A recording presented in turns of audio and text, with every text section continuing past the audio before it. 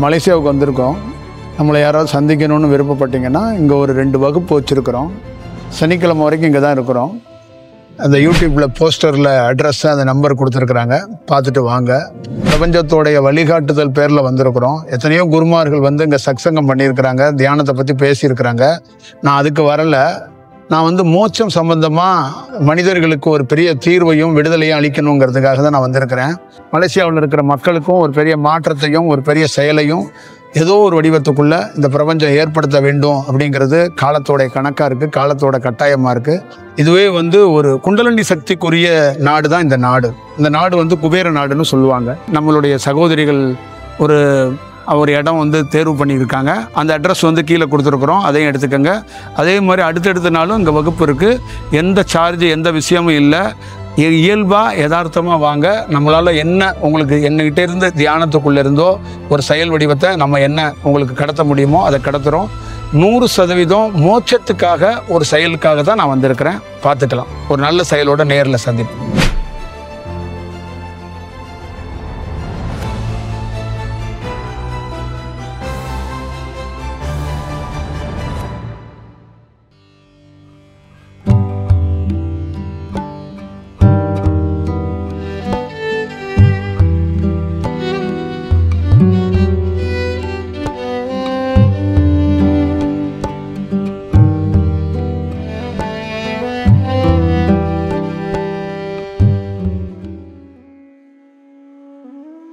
லைஃப்ல ஒரு முக்கியமான ஒரு கட்டத்துக்குள்ளேயும் ஒவ்வொருத்தருக்கு அப்படி ஒவ்வொரு கட்டத்துக்குள்ளேயும் ஒவ்வொரு இடத்துக்குள்ளேயும் ரொம்ப முக்கியமானது எது அப்படின்னா,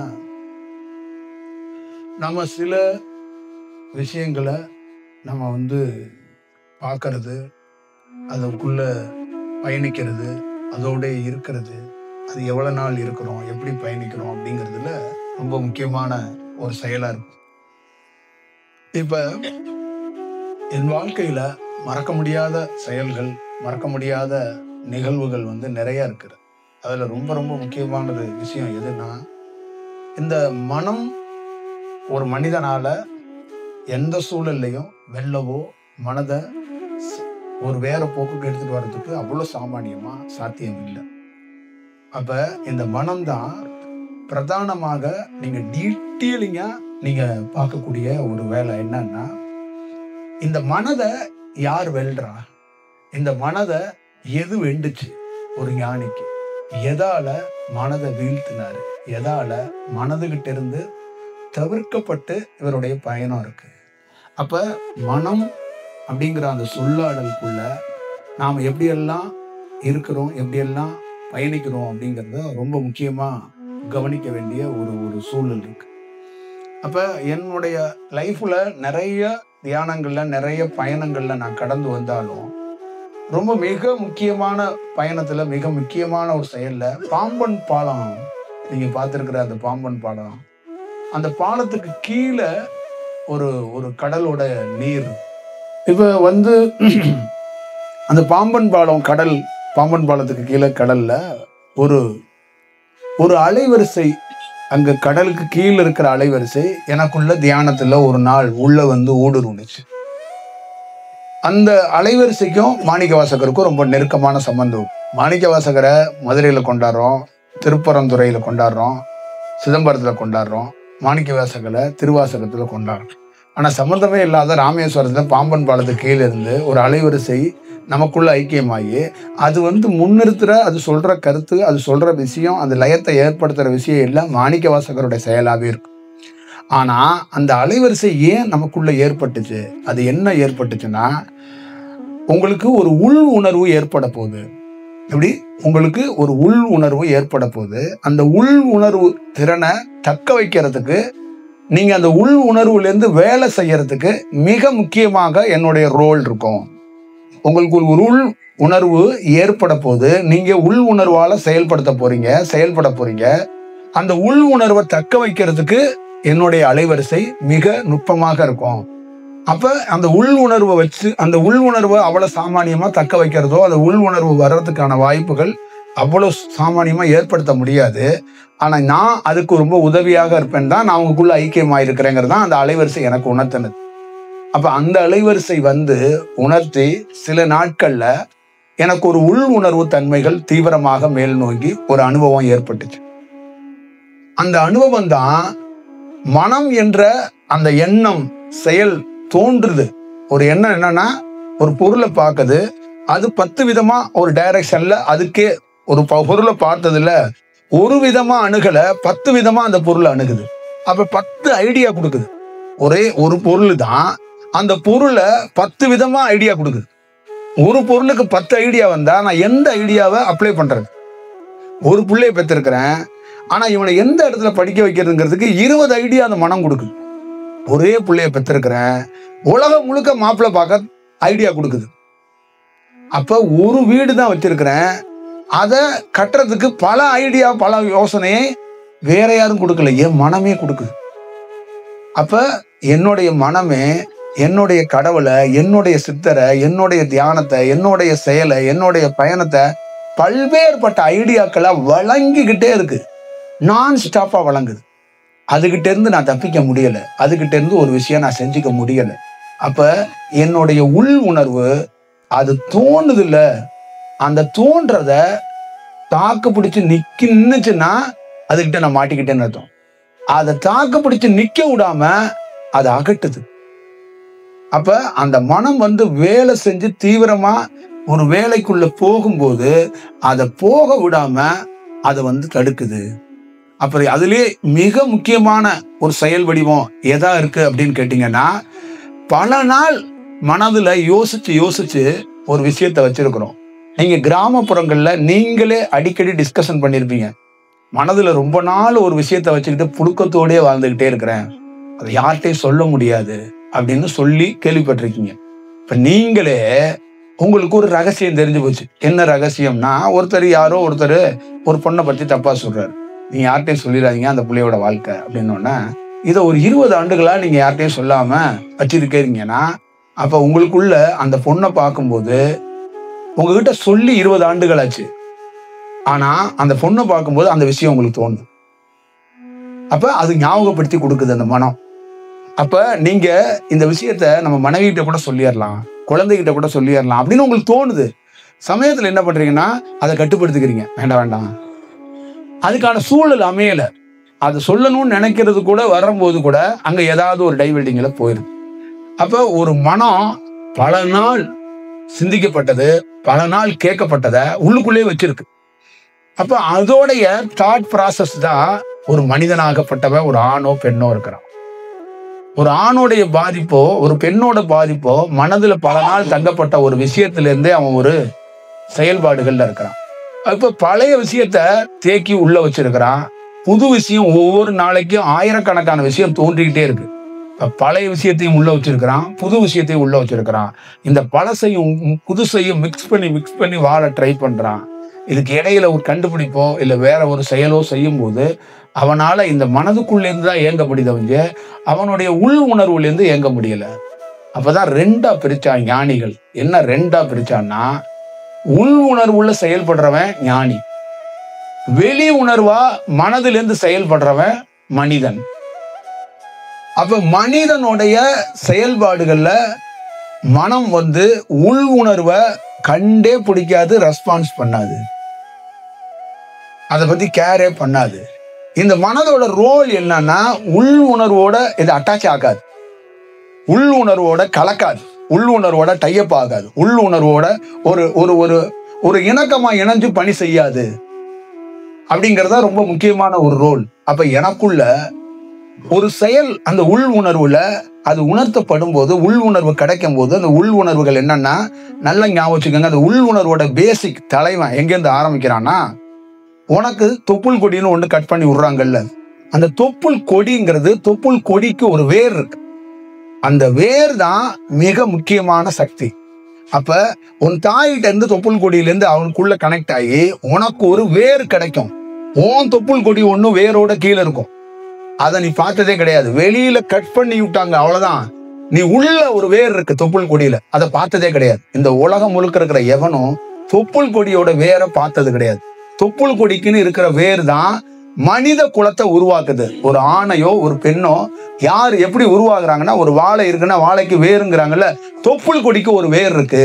அந்த வேர் மேல் நோக்கி அந்த வேர் ஒரு மிக நுட்பமாக வேலை செஞ்சு அது தலையோட உச்சியில போய் என்னைக்கு ஒருத்தனுக்கு ஐக்கியமாகுதோ அங்க அவனுக்கு உள் உணர்வு கிடைக்கும். அப்ப தொப்புள் கொடிக்கு கீழே அந்த கொடியில தொப்புள் கொடியில வேறுல உன்னுடைய உள் உணர்வு, இந்த மனதை கட்டுப்படுத்தக்கூடிய செயலை இறைவன் வைத்திருக்கிறான். இந்த கொடியில இருக்கிற வேர் இருக்குல்ல, இந்த வேறு உன் தலையோட உச்சியில போய் ஐக்கியமாகணும். வேற எங்க அது விழித்தாலோ, அது நகர்ந்தாலோ, அது மூவ் ஆனாலோ, அது எங்க வந்தாலும் இந்த மனதுகிட்ட எல்லாம் உன்னோட எந்த சூழலும் கிட்ட நிக்க முடியாது. உன்னால தூக்கி அங்கிட்ட எரிஞ்சிடும். இந்த மனம் எவ்வளவு பெரிய எவனா வேணாலும் இருக்கட்டும், இந்த மனதை வெல்லவே முடியாது. அந்த வெல்லக்கூடிய ஒரே ஒரு செயல், அந்த தொப்புள் கொடியிலேருந்து அது நேரடியா ராக்கெட் மாதிரி மேல போய் அது உட்கார்றது. அதை நான் கிளியரா அபானனுக்கும் குண்டலினி சக்திக்கும் எல்லாத்துக்கும் நான் கிளியர் ரூட்ல பேசிட்டேன். இடங்களையும் பின்களையும் பேசிட்டேன். அதோட வருஷன்ல தான் தொப்புள் கொடியிலேருந்து ஒரு காற்று மேல அது என்னென்ன மாதிரி ப்ராசஸ்ல செய்யும். தனியா இப்ப என்னமோ தொப்புள் கொடிக்கு பக்கத்துல ஒண்ணு இருக்கு, அந்த வேருக்கு பக்கத்துல என்னையா இருக்குன்னு நாளை காலைல ஒருத்தர் போன போட்டோ இல்ல கீழே கமெண்ட்ல எழுதிடுவாங்க. தொப்புள் கொடி வேருக்குள்ள உனக்குள்ள சொல்லியிருக்கிற சந்திரக்கலை சூரியக்கலையோட தன்மைக்குள்ளதான் ஒரு செயல் இருக்கு. ஆனா அது எங்க அதோட செயல்பாடுகள் இருக்குன்னா அந்த தொப்புள் கொடிக்குள்ளதான் இருக்கு, அந்த வேர்ல தான் இருக்கு.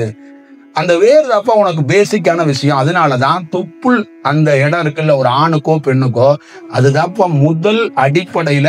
அது விழிச்சுச்சுன்னா கீழே இருக்கிறல்ல ஒரு ஆண் குறி ஒரு பெண் குறி, கீழே இருக்கிற மூலாதாரங்கிற இடுப்புல உனக்கு ஒரு ஃபைனல் கார்டு, உன்னுடைய மலவாசல், உன்னோட சிறுநீர் வாசல், இதை எல்லாத்தையும் கேப்சர் பண்ணி கிருஷ்ணன் கையில வச்சிருக்கால சக்கரம், அதே மாதிரி ஒரே டயத்துல இந்த ஸ்பாட்டை எல்லாத்தையுமே அது ஒர்க் பண்ண வச்சிடும். ஆள் ஸ்பாட்டையும் உன்னுடைய தொப்புள் கொடி வேலை செஞ்சுச்சுன்னா, அந்த இடம் சுழற்சி ஆனிச்சுன்னா இந்த இடுப்புல இருக்கிற அத்தனை சுழற்சியையும் ஏற்க ஆரம்பிச்சு. இந்த கடல்ல நீர்ல சுழலும் பாத்தீங்களா, அதே மாதிரி ஒரே நேரத்துல இது எல்லாத்தையுமே ஒரு லைனப்ல எடுத்துட்டு வந்துடும். இந்த லைனப்ல எடுத்துட்டு வந்ததுக்கு அப்புறம் அது இங்க இருந்து மேல போய் தலையோட உச்சியில உட்காரணும். அது உச்சியில உட்கார்ந்ததுக்கு அப்புறம் அதோட செயல்பாடுகள்ல உள் உணர்வுகள் கிடைக்கப்படுது. அப்ப அந்த உள் உணர்வுகள்ல மனம் அப்படிங்கிற ஒரு மனிதனுக்கு மனம் இருக்கு, மூளை இருக்கு, தாட் இருக்கு, ப்ராசஸ் எல்லாம் இருக்கு. ஆனா அந்த மனம் தோன்றும் போது இந்த உள் உணர்வு என்னன்னா, அதோடைய தோன்றுதல் இருக்குல்ல, ஒரு வார்த்தை தோணுது, ஒரு பெரிய பில்டிங் கட்டினா நல்லா இருக்கு, அப்படி தோணும் போதே அந்த வார்த்தையை தங்க விடாம அது அப்படியே வெளியில தூக்கி எறியுது. எது? ஒரு உள் உணர்வு. அப்ப அந்த உள் உணர்வு இப்ப நீ உனக்குள்ள ஒண்ணு தோண்டி வெளியில எல்லாம் போகவே போகாது, அப்படியேதான் இருக்கும். உள்ள தோன்றுறது உள்ளே இருக்கு, தோன்றுறது உள்ளே இருக்கு. அப்படியே வெளியில போனா நீ என்ன பண்றனா, யார்கிட்டயோ பேசுற, யார்கிட்டயோ சொல்ற, ஆனா அது உற்பத்தி ஆகிக்கிட்டே இருக்கு. நீ சொல்ற அது அடுத்த வார்த்தை நீ பேச பேச பேச உனக்கு வார்த்தைகள் கடல் போல பொங்கி வருதுன்னா அது மனம் தோன்றிக்கிட்டே இருக்கு. இப்ப ஒரு தவற நீ மிகைப்படுத்தி பேசுற, அப்ப ஒரு பொண்ணோ ஒரு ஆணோ ஒரு தலைவனோ ஒரு சாமியாரோ ஒரு 10 தப்பு செஞ்சிருக்கானா, நீ சொல்லும் போது அந்த 10 தப்பு 50 தப்பா மாத்தி சொல்லி விட்டுற. அப்ப உன்னுடைய எண்ணம் என்ன பண்ணுது, உன் மனம் என்ன பண்ணுதுன்னா, பல நாள் அவன் மேல இருக்கிற கோபத்தை கூட வஞ்சம் தீர்க்கறதுக்கு புது புது விஷயத்தை அதுவே உருவாக்கி, எனக்கு அப்பயே தெரியும், இப்படியா இருக்கலாம், அப்படியா இருக்கலாம், அப்படியா இருக்கலாம்னு அந்த எண்ணம் தோண்டிக்கிட்டே இருக்கு. அப்ப அந்த செயல்ல இருந்து உன்னால விடுபட முடியல. அப்ப அந்த உள் உணர்வு உள்ளவன் அந்த தோன்ற செயலை அந்த இடத்துல இருந்து வெளியில் அனுப்புறான். அதை என்ன பண்றான், தன்னுடைய மூளைக்கோ தன்னுடைய கண்களுக்கோ தன்னுடைய நடைமுறை வாழ்க்கைக்கு கொண்டு வராமையே உள் உணர்வால் வைத்து அந்த மனதை வேலை செய்ய விடாம தடுக்கிறாங்க. அவனுடைய உள் உணர்வு என்ன பண்ணுது, அந்த மனதுக்கு எண்ணத்துக்கு வேலையே இல்லாம அதை நான் ஸ்டாப்பா வெளியில் அனுப்புது. அப்ப அவனுக்குள்ள என்ன ஆகுது, ஆசைன்னு ஒரு செயலே இல்லாம போகுது. இப்ப உங்களுக்குள்ள இந்த உள் உணர்வு இல்லாதவனுக்கு எதையுமே உணர முடியாது. இந்த உள் உணர்வுங்கிறது என்ன, உணர்றதுங்கிறது பேரு. கடவுள் இருக்கிறாரா இல்லையாங்கிறத கும்பிடக்கூடாது, உணரணும், கன்ஃபார்ம் பண்ணணும். எவனோ ஒருத்தன் பண்ணக்கூடாது, யாரோ ஒருத்தர் நம்பிக்கை ஏற்படுத்தக்கூடாது, நீ அதை உணரணும். அதான் அங்கதான் முக்கியமான விஷயம். தாத்தா சொன்னாரு, அப்பா சொன்னாரு, ஒரு கோயிலா இருக்கு, ஒரு உருவமா இருக்குங்கிறது அது ஒரு காட்சி, அது ஒரு செயல். ஒரு கோயில் காட்சி விசுவலைசேஷன் பண்ணிட்டாங்க, ஒரு கோயிலை கட்டிட்டாங்க, ஒரு உருவம் வச்சிருக்கிறாங்க. ஆனா அந்த உருவமும் அந்த கோயில் இருக்கிறதுனால அங்க கடவுள் இருக்கிறாருன்னு அர்த்தமா? அப்ப உனக்கு அதனை உறுதி நீ படுத்தணும்னா உன்னுடைய உள் உணர்வால மட்டும்தான் உறுதிப்படுத்த முடியும். அப்ப நீ உணர்ந்தால் மட்டும்தான் அந்த இடத்துல இருக்கிறார் இல்ல. அப்ப உன்னுடைய மனம் என்ன பண்ணுதுன்னா அந்த செயலையே, அந்த வடிவத்தையே ஒரு உன்னுடைய உள் உணர்வுக்கு போகாம இந்த வெளி உணர்வுக்கு, அதான் வெளிப்பக்கமா வேலை செய்யறோம் அப்படின்னு சொல்றாங்கல்ல. அப்ப இந்த உள் உணர்வே இல்லாத எல்லா மனிதனுக்குள்ளேயும் இந்த மனம் என்ன பண்ணுதுன்னா ஒரு பொருளை அன்பா பாக்குது, ஒரு பொருளை கருணையோட பாக்குது, ஒரு பொருளை கோபத்தோட பாக்குது, ஒரு பொருளை ரொம்ப ஒரு அதுக்கு என்ன தோணுதோ அது மாதிரிலாம் அது அணுகுது. அப்ப ஒரு பொருள் மேல, ஒரு கடவுள் மீது யாரு பக்தி வைக்கிறா, யாரு காதல் வைக்கிறான்னா மனம்தான் வைக்குது. அப்ப மனம் ஒரு கடவுளை பிடிச்சு போனா காதலிக்குது, ஒரு மனம் கடவுளை பிடிச்சு போனா போய் அதுக்கு நெய் பொங்கல் ஊத்துது, ஒரு மனம் அந்த கடவுளை பிடிச்சு போனா அங்கேயே உட்காந்துருக்கு. அப்ப அந்த உள் உணர்வுக்கு அந்த மனதுக்கும் அதுக்கும் நிறைய டிஃபரெண்ட் இருக்கனால உள் உணர்வு வேலையே செய்ய மாட்டேது. அப்ப அந்த உள் உணர்வு ட்ரை பண்றதுக்கு எப்ப ட்ரை பண்ணுதுன்னா, எப்பயாவது ஒருத்தருக்கு தியானம் நடக்கும்போது அந்த உள் உணர்வுல 1-2 நல்ல நல்ல விஷயங்களை அது சொல்ல ட்ரை பண்ணுது, அது உணர்த்த ட்ரை பண்ணுது. அதுக்குள்ள 1-2 வச்சுக்கிட்டு அவன் தத்தளிக்கிறான். ஆனா முழுசா அவன் அந்த உள் உணர்வை வேலையோ ஏதோ செஞ்சுக்க முடியல. அப்ப அவன் தவிக்கிறான், அவனால எதுவும் பண்ணிக்க முடியல. அப்ப ஒரு மனம் உணரும் தன்மையை உருவாக்க முடியாது. ஒரு மனதால் ஒரு ஞானியையோ சித்தரையோ கடவுளையோ உணர முடியாது. ஒரு மனம் என்னன்னா கொண்டாடும், விமர்சனம் பண்ணும், நான் ஸ்டாப்பா ஒரு சிந்தனையை யோசிக்க வச்சுக்கிட்டே இருக்கும், ஒரு மூவ் பண்ணி போக வைக்கும், வேற வேற மாதிரி ஒரு சூழல்களை அது உருவாக்கி அது கொடுக்கும். ஆனா அந்த உள் உணர்வுங்கிறது தான் நீங்க உணர்ந்து வேலை செய்யறதுக்கான ஒரு வாய்ப்பை கொடுக்கும். அப்ப எனக்குள்ள அந்த உள் உணர்வு உள்ள ஐக்கியமானதுக்கு அப்புறம் தான் ஒரு பர்ஃபெக்டா அது என்ன ஆகுது அப்படின்னா அந்த மனதை வேலை செய்ய விடாம அந்த உள் உணர்வு தான் பண்ணுது. அப்ப மனதை முதல்ல வெல்றதுக்கு ஒரு வாய்ப்பை அது உருவாக்கி கொடுக்குது. அப்ப மனதிலிருந்து ஒரு விஷயம் தோன்றத அது அமுல்படுத்த விடப்பட்டது அந்த உள் உணர்வு. அப்ப அந்த மனம் வேலை செஞ்சா நமக்குள்ள என்ன பக்தி இருந்தாலும், என்ன கடவுள் சிந்தனை இருந்தாலும், என்ன தியானம் இருந்தாலும் அந்த மனம் கலந்துரும், அந்த ஆசையை கலந்துரும், கற்பனையை கலந்துரும், ஒரு ஐடியாவை கலந்துரும். அப்ப எனக்குள்ள இருந்து என்ன நடக்கப்படுதுன்னா அந்த மனம் சிந்திக்க விடாத இந்த உள் உணர்வு இருந்து அந்த மனம் ஏதாவது ஒரு டாபிக்கை எடுத்துட்டு என்கிட்ட சொல்லி இது இந்த மாதிரி ஒரு செயல், இந்த மாதிரி ஒரு வடிவம்னு மனம் பேச வரும்போது, மனம் எனக்கு ஆலோசனை கொடுக்க வரும்போது இந்த உள் உணர்வு அந்த மனதை தடுத்து அது இல்லைன்னு புறந்தள்ளுது. அந்த உள் உணர்வு என்ன பண்ணுதுன்னா அந்த மனதை வேலை செய்ய விடாம பண்ணி இந்த உள் உணர்வு என்னையே ஆழ்ந்து போக வைக்குது. எனக்குள்ளே என்னன்னா ஒரு ஆழமான கீழே ரொம்ப, அதான் சொல்லுவாங்கல்ல, மேல நிக்கிறப்பா, நீ ரொம்ப மேல நிக்கிற மனம் இருக்கிறது ஒரு கடலுக்கு மேல நின்று காத்தாடி மாதிரி ஆடிக்கிட்டு இருக்கிறது. அந்த உள் உணர்வு என்னன்னு கேட்டீங்கன்னா அப்படியே டெப்த கடலுக்கு கீழே போய் ஒருத்தன் உட்கார்ந்துருப்பான், கீழே போய் உட்கார்ந்துருவான். இதுதான் அதோடைய உள் உணர்வோட செயல். அப்ப அங்க என்னன்னா அந்த உள் உணர்வோட டெப்த் எவ்வளவு தீவிரம் ஒருத்தருக்கு கிடைக்குதோ அவ்வளவு தீவிரமா சமாதியோ மௌனமோ அவர் ஒரு புரட்சியோ தியானத்திலேயோ ஞானத்திலேயோ அவருடைய கலையிலேயோ அவருடைய சாதனையிலேயோ அவருடைய செயல்பாடுல செய்ய முடியும் அப்படிங்கறதுதான் செய்யப்படுது. இந்த உலகத்துல பிறந்த அத்தனை மனிதனும் சரி, அத்தனை தியானம் பண்றவனுக்கும் சரி, இந்த உள் உணர்வுகள்ல நிச்சயமா அவங்கிட்ட அந்த மாதிரி எதிர்பார்த்த மாதிரி ஒரு சூழல் இல்ல. என்னால உறுதியா சொல்ல முடியும் அது இல்ல. அது இருந்தா இவன் இந்த ஸ்டைல்ல செயல்பட மாட்டான். யார வேணாலும் கூட்டிடுவாங்க, நான் சொல்லிடுவேன் இது இது உள் உணர்வுல செயல்படுறவனோட ஸ்டைல் எப்படி இருக்கும், மனதில இருந்து செயல்படுறவனோட வேலை எப்படி இருக்கும். இது ரொம்ப முக்கியம். அப்ப அந்த உள் உணர்வு என்னன்னா உன்னை ஆழ்ந்து கீழே எடுத்துட்டு போயிடும், மேலேயே நிக்க வைக்காது.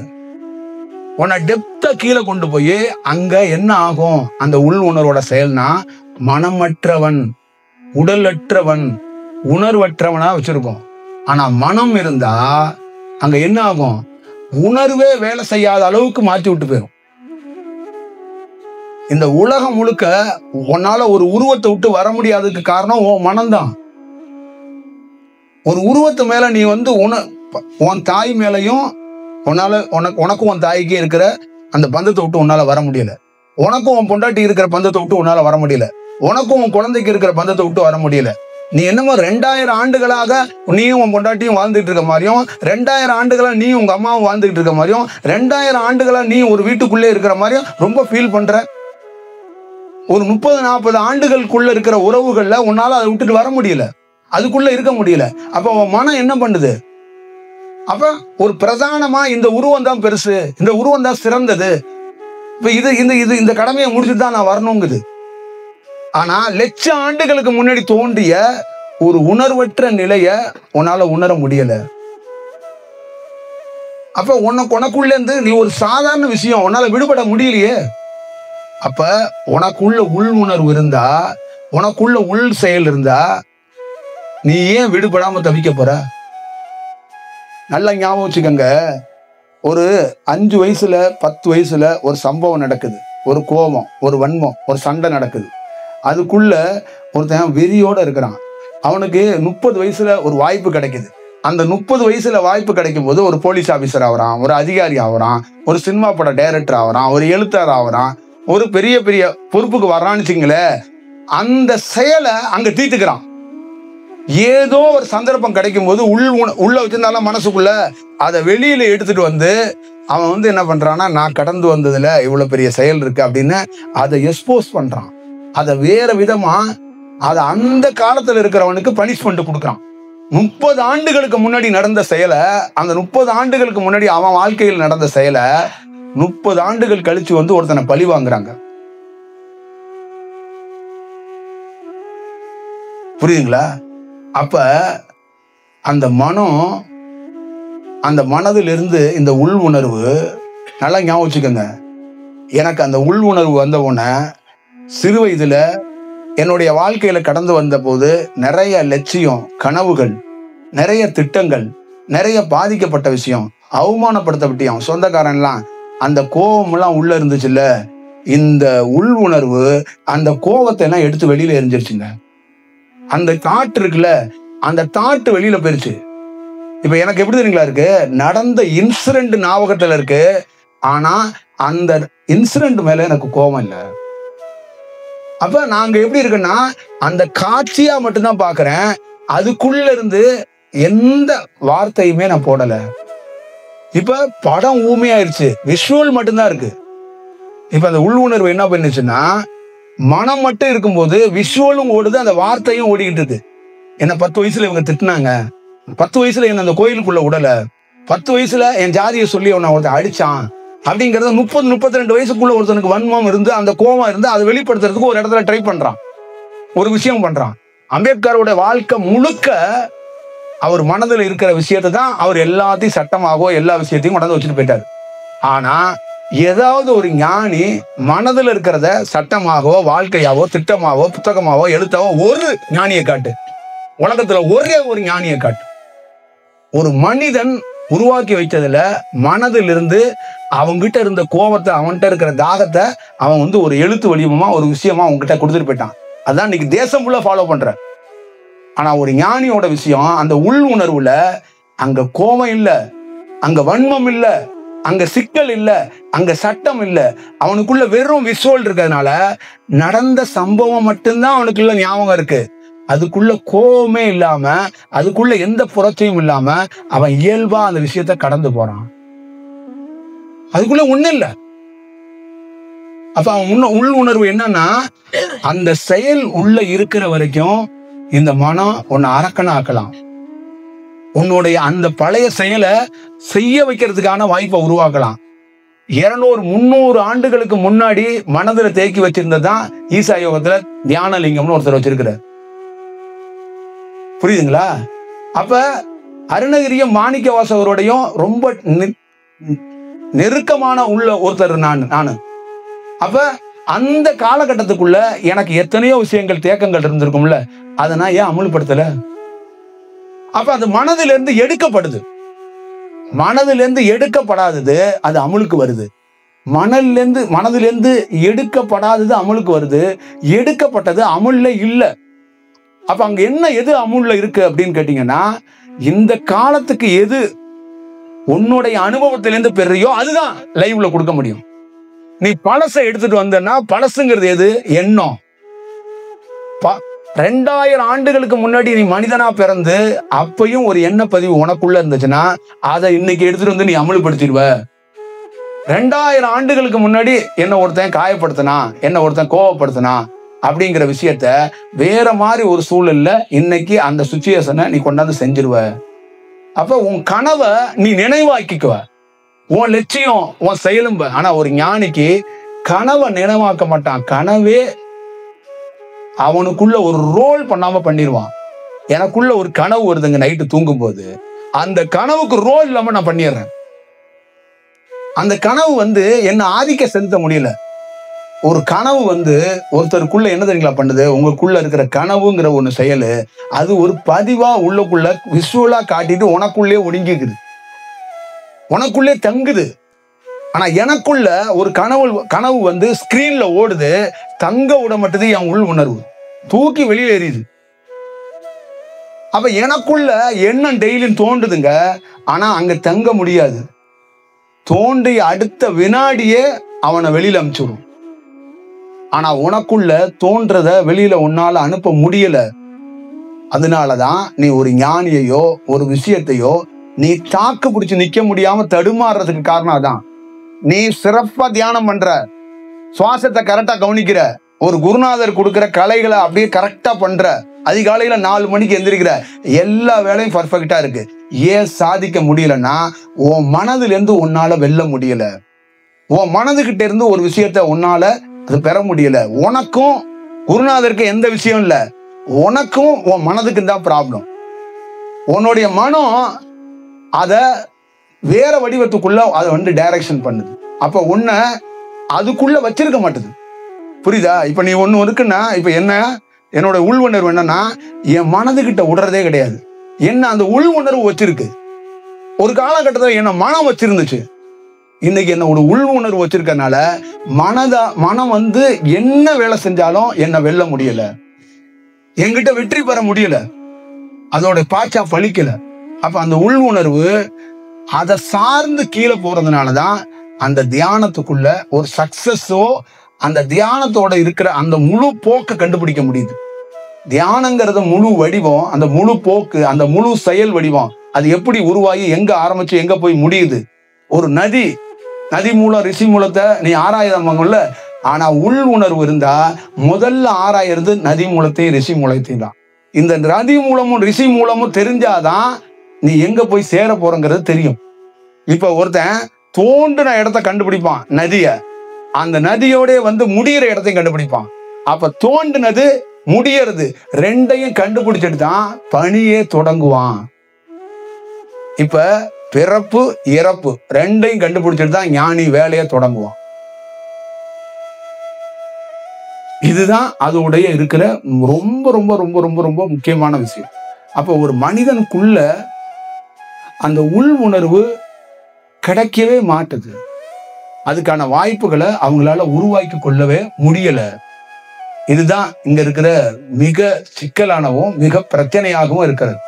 அப்ப அந்த மனதிலிருந்து தோண்டப்படுறதோ, மனதிலிருந்து தோன்றிய பழைய விஷயங்கள் தான் உங்க கையில எல்லாம் எழுத்தா, புத்தகமா, செயல் வடிவமா உங்களுடைய ஆசையை தான் நீங்க சுமந்துட்டு போறீங்க. உங்க புள்ள கனவை உங்க புள்ள சுமக்கிறான், உங்க புள்ள கனவை உங்க பேர புள்ள சுமக்க போகுது. உங்க வீடுகள்லாம் என்னன்னா கனவு பற்றைகள். நீங்க உங்க கனவுகளை சுமந்துகிட்டே இருக்கீங்க. விரவு கிட்ட சுமக்கிற மாதிரி கனவுகளை சுமந்துகிட்டே இருக்கான். அப்பா படிக்கலப்பா, நீ படிப்பா. அப்பா இந்த வேலை பார்க்கலப்பா, நீ பாருப்பா. அப்ப இந்த படிப்பு, இந்த விஷயம், இந்த செயல், இந்த அதிகாரம், இந்த செயலக்கம், இந்த சம்பளம், இந்த வீடு, இந்த காரு, இது எல்லாமே ஒரு உள் உணர்வு உள்ளவன்ட்ட இந்த காரு வீடு எல்லாம் தூக்கி எரிஞ்சிருவாங்க. உங்களுக்கு ஒருவேளை உள் உணர்வு வந்துச்சுங்களே, உங்க வீடையே இது என்னோட வீடு இல்லைன்னு சொல்லுவீங்க. உங்க மனம் இருக்கிறதுனாலதான் இது என்னோட வீடுன்னு நீங்க சொல்லிக்கிட்டு உட்காந்துருக்கீங்க. புரியுதுங்களா? அதனாலதான் ஞானி கிட்ட ஒரு ஒரு கிளாரிட்டி கிடைச்சதுக்கு முக்கியமா அவன் ஜெயிச்சதுக்கு காரணம் அவனோட வெற்றி. ஒருத்தரோட வெற்றிக்கு என்ன ஃபார்முலா அப்படின்னா அந்த உள் உணர்வு தான். அந்த ஞானியா அவன் வெற்றி பெற முடியாம போனதுக்கு என்ன காரணம்னா அவன் உள் உணர்வு அவன்கிட்ட இல்லாததும், அந்த முழுமையா தக்க வச்சுக்க முடியாதும். எப்பயாவது வரும், எப்பயாவது தோணும். அப்ப மனம் அந்த உள் உணர்வை எடுத்து போராடி அது சமயத்துல வென்றுது. அதனாலதான் இந்தியாவில் இருக்கிற நிறைய சாமியார்கள் கொண்டாடப்பட்டாலும் பேசப்பட்டாலும் அந்த உள் உணர்வுல அவன் நிக்காதனால அவன் உள் உணர்வை பார்ட் டைமா வச்சு இயக்கினான். ஆனா ஒரு ஞானி சக்சஸ் என்ன சொல்றான்னா, no part time, full time உள் உணர்வு மட்டும்தான் இருக்கணும். அங்க மனதுக்கு வேலையே இருக்கக்கூடாது. அங்க மனதுன்னா அவன் மனிதன். இந்த உள் உணர்வை அறிந்தவனும் இந்த உள் உணர்வை உணர்ந்தவனுக்காக தான் இந்த தீபாவளியே. இந்த உள் உணர்வை உணராதவன் தான், மனதால இருக்கிறவன் தான். உள் உணர்வை உணர்ந்தவன் எல்லாத்திலையும் விடுபட்டு உட்கார்ந்து இருக்கிறான். தீபாவளியும் விடுபட்டு உட்கார்ந்து இருக்கான். உள் உணர்வை உணராதவன் தான் தீபாவளி மேல உருண்டு பெறட்டுக்கிட்டு இருக்கான். இந்த மனதோட இருக்கான் பாத்தீங்களா, அவன் உருண்டு பெறல்றான். அந்த உள் உணர்வா இருக்கிறவன் தீபாவளியை மட்டும் விடுபட்டு உட்கார்ந்து இருக்கிறான். இதுதான் ரொம்ப முக்கியம். அப்ப இங்க மனிதன் என்ன பண்றான், சாமி மேல உருண்டு பெறல்றாங்க, நடந்து பெறல்றான், அக்னியில போய் உருள்றான், காவடி எடுத்து உருள்றான். ஆனா ஒரு ஞானி அந்த உள் உணர்வுல தாண்டா உருளணும் பெறலணுங்கிறான். உன்னுடைய உள் உணர்வு தாண்டா கடவுள். அந்த உணர்வுகள் அது ஒரு அலைவரிசை. அதுக்கு எப்படி பால் ஊத்துவ? தலையில, மூளையில, கபாலத்துல இருக்கு. அதுக்கு எப்படி தயிர் ஊத்தி அவசியம் பண்ணுவியா? சொல்லு. அங்கதான்டா இருக்கிறான் உன் திருச்செந்தூர் முருகன், உன்னுடைய திருப்பதி ஏழுமலையான்னு இங்க இருக்கிற அண்ணாமலையார் எல்லாம் அங்கதான் இருக்கிறான். அப்ப அந்த உள் உணர்வு தான் கடவுள். அதை நீ உணர முடியாம இருக்கிறதுக்கு முக்கியமான காரணம் உன் மனம் அதுகிட்ட போகவே விட மாட்டுது.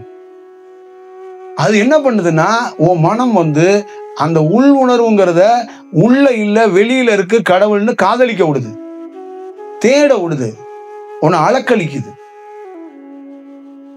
அப்ப அவனுக்குள்ள என்னன்னா அந்த உள் உணர்வு வந்தவன் தானே அமைதி ஆயிடுறாங்க. தானே அவன் ஒரு உங்கள்ட்ட ஓப்பனா சொல்றேனே, ஒரு தாய் இருக்கிறா, தகப்பன் இருக்கிறான், சகோதரன் இருக்கான், சகோதரி இருக்கு. அவனே என்ன சொல்றான், நீங்க எல்லாம் ஒரு காரணத்தால என்னோடு இருந்தீங்க, நானும் ஒரு காரணத்தால உங்களோட இருந்தேன். இதெல்லாம் பார்க்கலாம், அதெல்லாம் ஒரு நல்ல செயல். ஒரு நாள் நீங்க உணர்வீங்க, அதான் சொல்லிட்டு போறான். ஒரு நாள் நீங்க உணர்வீங்க, பார்க்கலாம் அப்படின்ட்டு அவன் விட போயிடும். என கூட எல்லாமே இவங்க தான் அப்படின்னு எந்த ஞானியும் இவங்க போட்டாவைய, உறவினர்கள் போட்டாவ, வீட்டோட போட்டாவ யாரையும் முன்னிறுத்துறதே கிடையாதுங்க. அப்ப எப்ப முன்னிறுத்துறானா, ஒருவேளை அவங்களுக்கு உள் உணர்வு கிடைச்சா அப்ப முன்னிறுத்துறான். அது வரைக்கும் உள் உணர்வு கிடைக்காதவனை தன்னுடைய சிஷியனாவோ, தன்னுடைய பக்தனாவோ, தனக்குள்ள சார்ந்தவனாக ஏத்துக்கிறதே இல்லை. காத்திருப்பு பட்டியல வச்சிடறான்.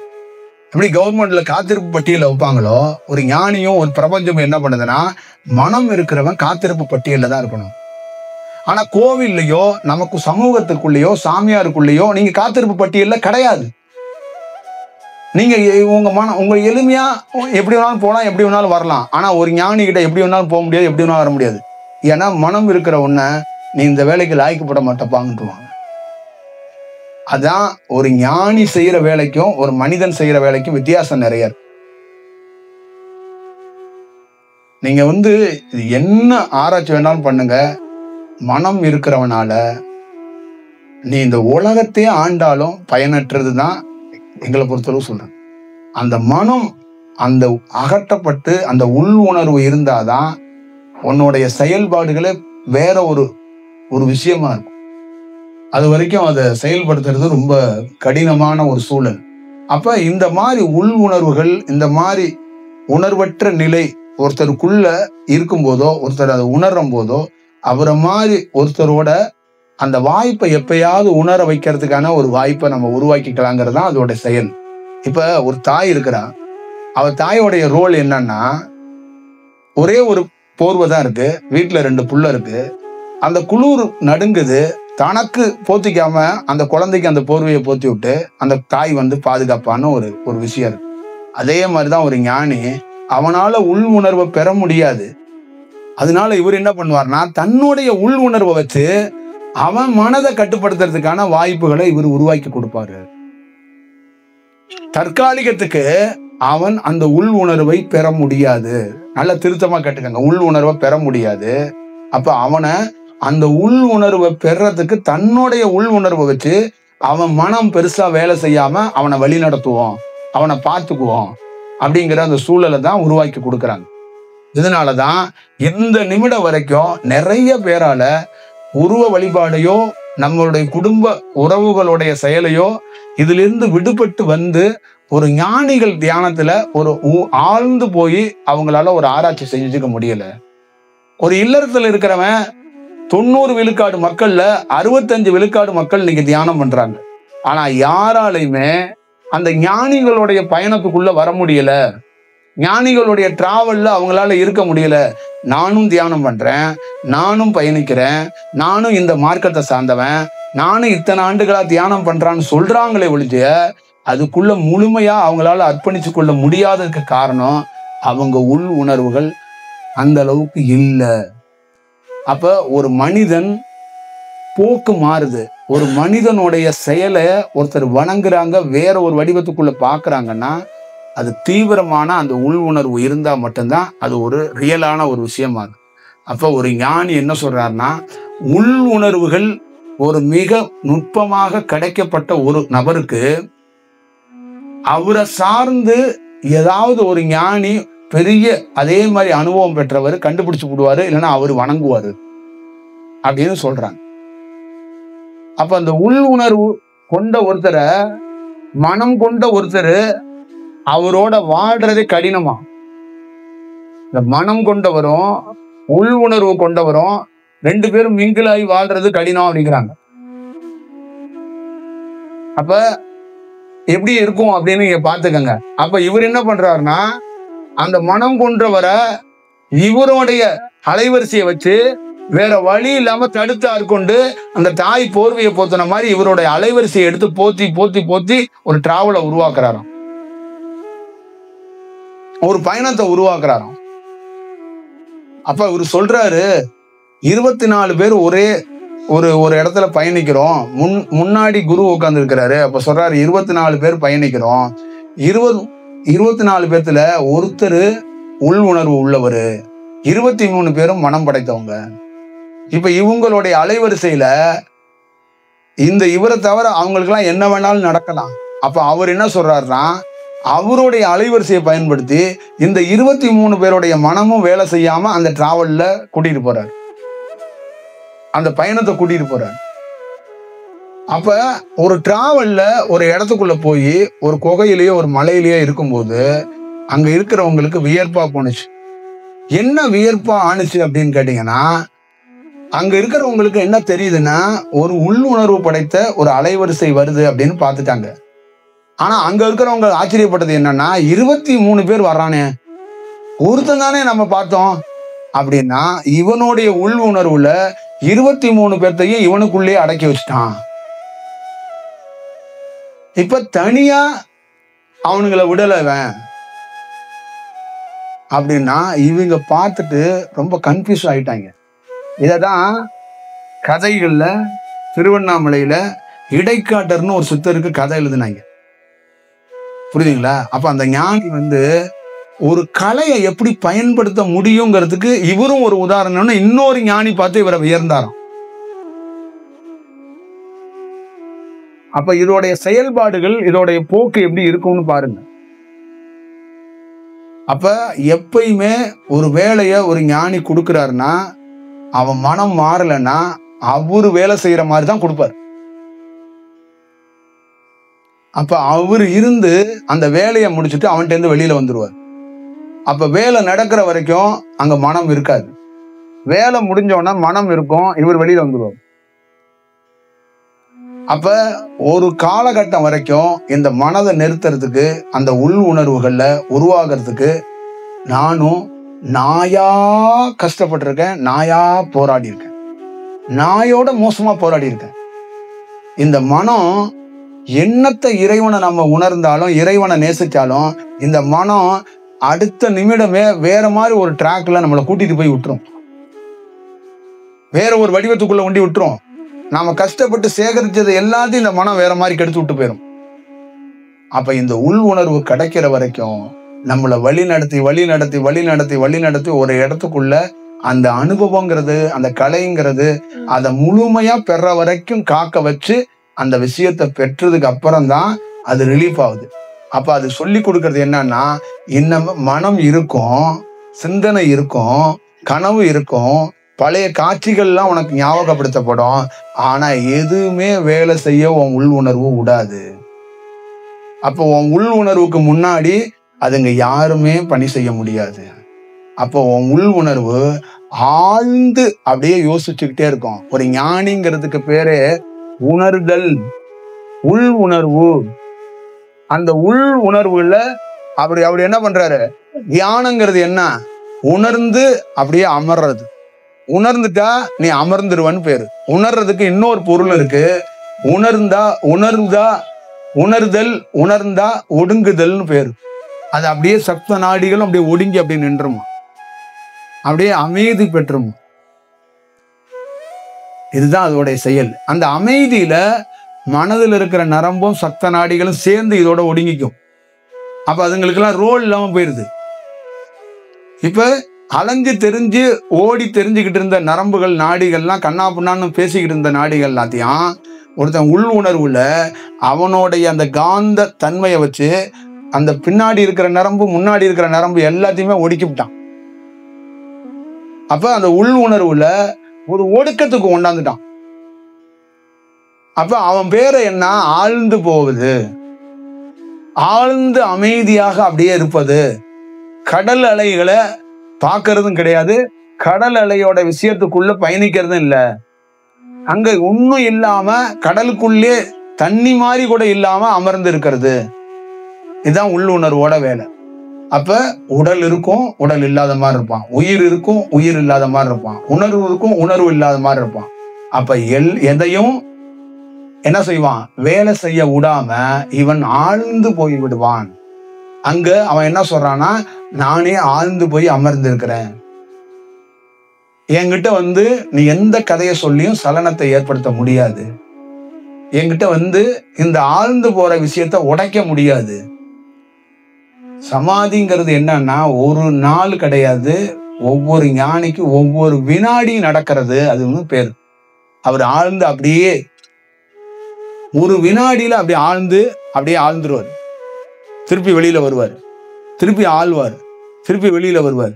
அப்ப 24 மணி நேரத்துக்குள்ள இந்த பகல் இரவுல மனிதர்களுக்காக உருவாக்கப்பட்டது 24 மணி நேரத்துல ஞானிகளுடைய கணக்கு நேர பிரகாரம் வேற, மனிதர்கள் கணக்குப்படி இருக்கிற இந்த நேர கணக்குல அவர் பல மணி நேரம் இந்த ஆழ்ந்து போய் தான் அவருடைய பணியே இருக்கும். அவருடைய வேலையை எங்கேருந்து செய்யறாருன்னா, ஆழ்ந்து போயிருல அவர் வேலை கிடைக்குது. அவர் வேலை செய்ய போறாருன்னா அவர் ஆழ்ந்து இருப்பாரு. இப்ப ஆழ்ந்து உள்ள இருக்கிறாருல, அவரு தான் வெளிச்சு வேலை செய்யறாரு. திருப்பி வேலையை முடிச்ச உடனே ஆழ்ந்துருவாரு. சமயத்துல ஆழ்ந்தே வேலையை செய்வார். அதுதான் உலகத்திலே உயர்ந்த ஆசீர்வாதம்ங்கிறாங்க. உலகத்திலே சலனமற்ற ஆசீர்வாதம், எண்ணமற்ற ஆசீர்வாதம், மனமற்ற ஆசீர்வாதம். காலத்துக்கும் ஒரு ஞானியோடது 2000 ஆண்டுகளுக்கு கழிச்சு கூட அவன் ஞானியோட வாக்கு புளிக்காது. அந்த ஆசீர்வாதம் அப்படியே நிற்கும். தங்கத்தை கூட போட்டா கூட அதுக்குள்ள ஒரு மண்ணு கலந்துரும். ஒரு ஞானியோடைய வாக்கோ அவனுடைய சொல்லோ கரையவே கரையாது, மாறவே மாறாதுங்கிறதுக்கு நிஜம் என்னன்னா, அவன் ஆழ்ந்து போய் உள் உணர்வுல இருந்து ஒரு வார்த்தையை கொடுக்குறான். இதுதான் இதோட செயல். இந்த உலகத்திலே ஒரு இறைவனுடைய படைப்பு அப்படி ஒரு பிரம்மாண்டமா இருக்கிறதுக்கு முக்கியமான காரணம் அவன் ஆழ்ந்து உள்ளிருந்து உருவாக்கப்பட்டதுங்கிற பொருள். அதனாலதான் எல்லா ஞானியும் சொன்னா, வெளிமுகமா இயங்காத உள்முகமா இயங்கு. உள் பிரயாணம் உனக்கு ரொம்ப முக்கியம். உள்ளிருந்து வேலை செய்பவனுக்கு வெளியிலே ஒன்றும் இல்லை. வெளி வாசலிலே வெளி முகத்திலே உனக்கு ஒன்றும் இல்லை. ஒரு காலகட்டத்துல என்ன பண்றான், இந்த வெளிமுகமாக இருக்கிறது எல்லாத்தையும் உள்முகமாக இருந்ததுனால ஒரு நாள் அவனுடைய உள்முகத்தை மக்கள்கிட்ட வெளிமுகமா காட்டுறான். அப்பதான் அவன் நான் யாருன்னு நீ தெரிஞ்சுக்கணும்னு இருக்கல்ல, நீ வெளிமுகமா இன்னாரோட பையன் இன்னாருன்னு தெரிஞ்சுக்கிட்டல, நான் இன்னாரோட பையன், இந்த மாதிரி மனிதன், இந்த மாதிரி ஊருக்காரன், இந்த மாதிரி பேருக்காரன்லாம் இல்ல, நான் உள் சார்ந்தவன், என்னுடைய ஒரிஜினலை பாருன்னு அந்த உள்முகத்தை காட்டும் போது அவனுடைய மனம் வெளியில, காற்றே வெளியில அந்த உடலிலிருந்து வீச ஆரம்பிக்கும். அதனாலதான் ஞானிகளுக்கு சொன்னாங்க, உடல் முழுக்க மனிதர்களுக்கு துர்நாற்றம் வீசும், ஆனா ஒரு ஞானிக்கு அவனுடைய காற்றே வீசும்னா. அங்க மல்லிகைப்பூ வீசுறது, கனகாம்பரம் வீசுறது, விபூதி வீசுறது, வேற ஏதாவது ஒண்ணு வீசுறது, ஏதாவது ஒரு ஞானிக்குன்னா அது வீசல, அவன் காற்றே அதான், அவன் சுவாசிக்கிறால மூச்சு காற்று, அதோடைய மனதுதான் நீ ஏடா இப்படி ஒரு திடீர்னு ஒரு ஸ்மெல் வருது அப்படின்னு நீ சொல்ற ஒரு இடத்துல உட்காந்துன்னா அதுதான் அவன் காற்று. அந்த காற்றை தான் அவன் சுவாசிச்சு வாழ்ந்துகிட்டு இருக்கிறான். புரியுதுங்களா? ஆனா நம்ம கிட்ட இருந்து வர்ற மனங்கள் வேற. நம்ம கிட்ட உட்கார்ந்து நம்ம சுவாசிக்கும் போது நம்ம உடல்ல இருந்து வர்ற விஷயங்கள் வேற. அப்ப நம்ம எந்த மாதிரி காற்றை சுவாசிச்சுக்கிட்டு இருக்கோம்னு நீங்களே பாருங்க. இதுதான் அதுக்குள்ள இருக்கிற மிக முக்கியமான ஒரு வடிவத்துக்குள்ள இருக்கு. அதனால மனித குலத்துக்குள்ள நம்ம உடனே போய் ஒரு பெரிய மாற்றத்தையோ பெரிய புரட்சியோ செய்யணுங்கிறதெல்லாம் தாண்டி இத உணர்றதுக்காக காத்திருந்து ஒரு பெரிய வேலைகளை நம்ம செஞ்சுக்கணும் அப்படிங்கிறத நாம சொல்றோம். அப்ப உங்களுக்குள்ள எவ்வளவு பெரிய அருமையான தியானம் நடந்தாலும் உங்களால வெல்ல முடியாம தவிக்கிறதுக்கும் போராடுறதுக்கும் என்ன மாதிரி ஒருத்தன் அருகாமையில இருந்து உணர முடியாததுக்கு மிக முக்கியமான காரணம் மனம்தான். அந்த மனம் அவ்வளவு சாமானியமா நிக்காது. நீங்க எவ்வளவு பெரிய தத்துவம் கருத்துக்களை பேசினாலும் எவ்வளவு பெரிய செயல் செஞ்சாலும் தமிழ்நாட்டுல இருக்கிற அத்தனை சாமியா இருக்கும். நான் சவாலா சொல்றது என்னன்னா, அந்த உள்ளுணர்வு இருந்தா 100% என் போன்ற ஒருத்தரை நேரம் அவங்க உணர்ந்திருப்பாங்க, கண்டுபிடிச்சிருப்பாங்க. அந்த உள்ளுணர்வு இல்லாதனாலதான் நாம வகுப்பெடுக்கிற மாதிரியே நாம ஒரு புத்தகத்தை ஒரு விஷயத்த வச்சுக்கிட்டு கொஞ்சம் நமக்குள்ள அலைவரிசை இருக்கிற மாதிரி அவங்க அந்த மாதிரி பேட்டர்ல இல்ல. நமக்குள்ள ஒரு கடவுள் தெய்வீக நிலை இருக்கு, நமக்குள்ள ஒரு தெய்வீக செயல் கிடைச்சிருக்கு, நம்ம ஒரு பேசுறத மக்கள் ரசிக்கிறாங்க, விரும்புறாங்க, நாம ஒரு வகுப்பு எடுப்போம்னு எடுக்கிறாங்க, நாம செய்யறாங்க. அப்ப ஆப்போசிட்ல இருக்கிற யாரெல்லாம் களத்துல இருக்கிறா அப்படின்னா ஒரு 50 பேர் 100 பேர் குரு மாதிரி இருந்து வகுப்பு எடுத்துட்டு இருக்காங்க அப்படின்னா நாம எடுக்கிற மாதிரி இவர் வேற பேட்டர்ல வேற ஒரு குலம், வேற ஒரு குரு, வேற ஒரு கலைன்னு எடுத்துக்கிட்டு இருக்காரு அப்படி மட்டும்தான் உணர்றாங்க.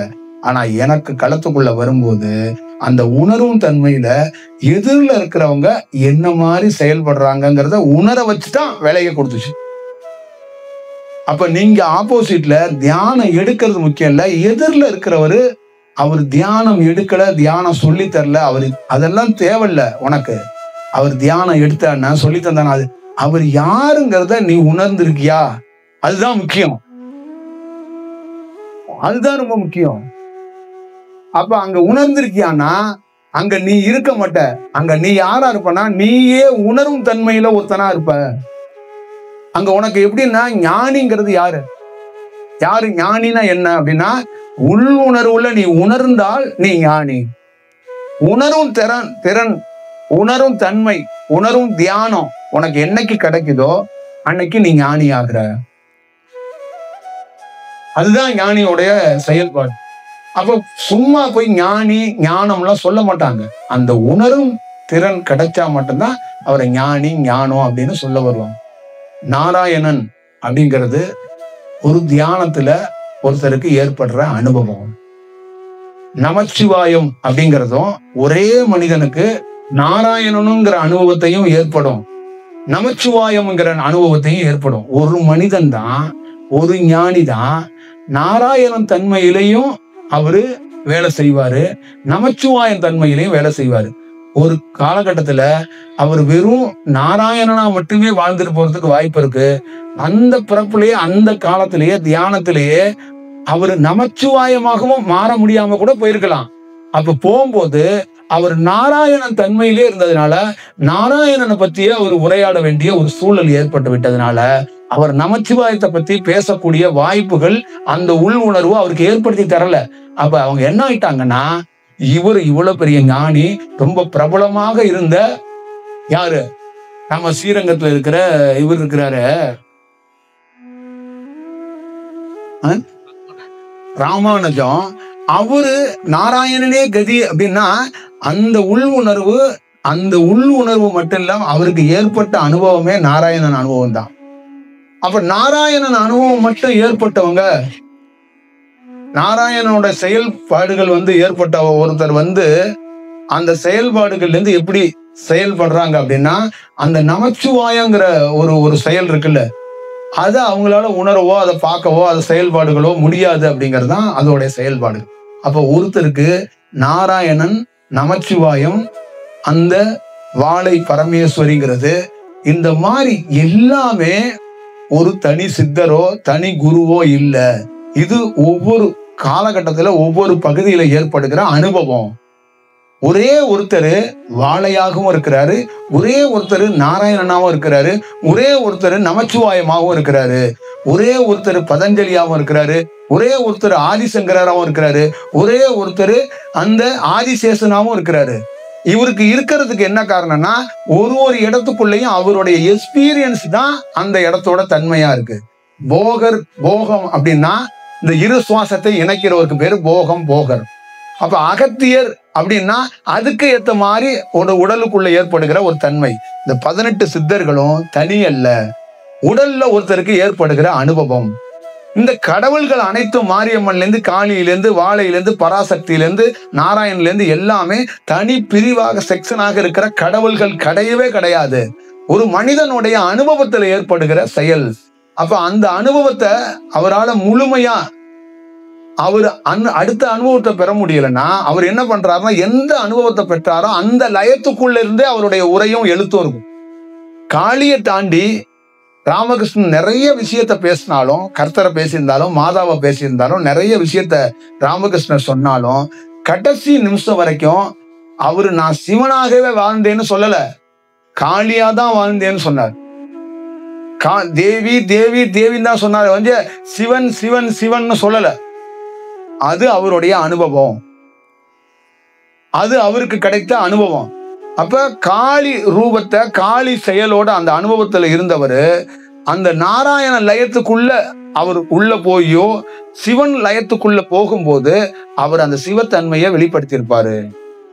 இது எல்லாமே வெளிமுகமாக தனி கடவுள், தனி பிரிவு, தனி அவதாரங்கிறதெல்லாம் தாண்டி ஒரு தனி மனிதனுக்கு அவனுக்குள்ளே இது எல்லாமே சித்தி பண்ண முடியும். இது சாத்தியம், இது உறுதி. இது எல்லாமே அவனால் பார்க்கவோ, அவனால சித்தி செய்து கொள்ளவோ, அவனால் இந்த வேலையிலிருந்து அனுபவிக்கவோ முடியுங்கிறதா நிதர்சனமான உண்மை.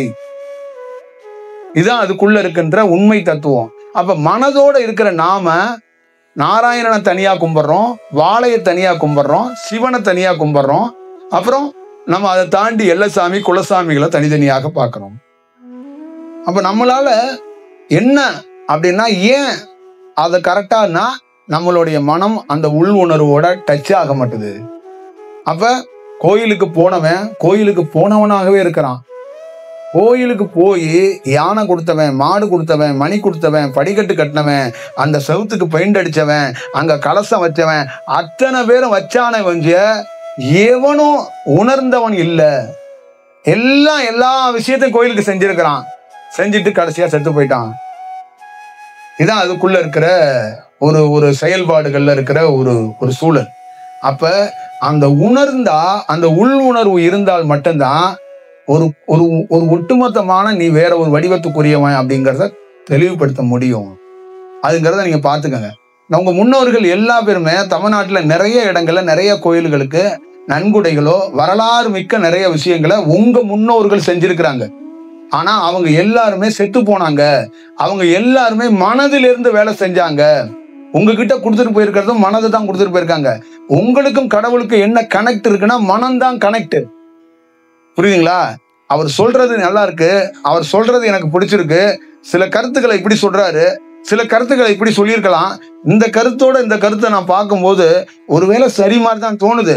ஆனா இருந்தாலும் அவர் ஒரு ஞானி மாதிரி இருக்கிறதுனால நாம அவரை விமர்சனம் பண்ண வேண்டாம். ஆனா இந்த கருத்தை இப்படி சொல்லியிருந்தா நல்லா இருந்திருக்குமோ அப்படிங்கறத அவர் சொல்றாரு. அவரால இந்த கருத்தை இப்படி, அந்த கருத்தை அப்படிதான் சொல்றாரு. அவரால் உணர முடியல. அங்க கருத்து வேண்டாம். ஒருத்தர் ஒருத்தர் வந்து ஒரு கருத்து சொல்றாரு. ஒரு கோவில் இருக்கு.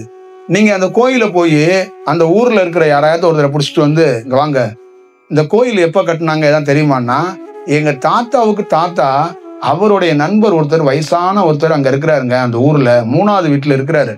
அவர்கிட்ட நீங்க கேட்டீங்கன்னா கோயில்ல இருக்கிற சில டீட்டெயில் அவர் கொடுப்பாரு. அப்படின்னா அவர்கிட்ட போய் மீட் பண்ணா அவர் கோயில் சார்ந்த வரலாறை சொல்லிட்டு ஒரு பெரிய பட்டியலிருந்து சில ஓலைச்சுவடிகளை எடுத்து காட்டி சில படிச்சு காட்டுறாரு. இந்த கோயில் உருவாகிறதுக்கு முன்னாடி, எப்பா அந்த காலகட்டத்துல எனக்கு சொல்லப்பட்டதுப்பா, நான் இன்ன வரைக்கும் இதை பத்திரமா பாதுகாத்துட்டு இங்க வச்சிருக்கிறேன், இந்த மாதிரி இருக்கும். ஆனா ஒரு ஞானி இந்த மாதிரி தாத்தா ரெங்குப்பட்டி ஓலைச்சுவடியை எடுக்க மாட்டான்.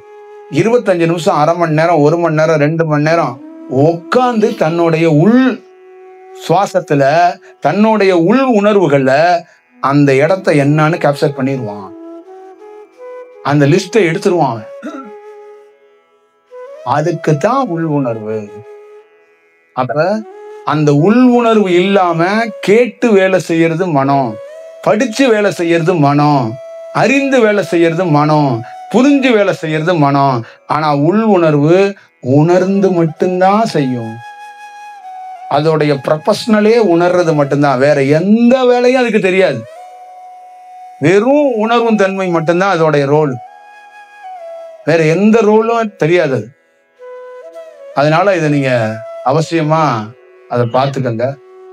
இந்த மாதிரி ஒரு சூழல் என்னைக்காவது ஒரு நாள், ஒரு தருணத்துல, அது உங்களை சார்ந்து இருக்கிற ஒரு குருவால உங்களுக்கு அந்த மனம் நிக்கலனாலும், அந்த மனதை ஒரு நாள் நிக்கிறதுக்கான அந்த மனதோடைய செயல்பாடுகளை அவருடைய உள் உணர்வுல இருந்து உங்களை அந்த மனம் இல்லாத மாதிரி ஒரு சூழல் கூட அவரால் எடுத்துக்கிட்டு போக முடியும்.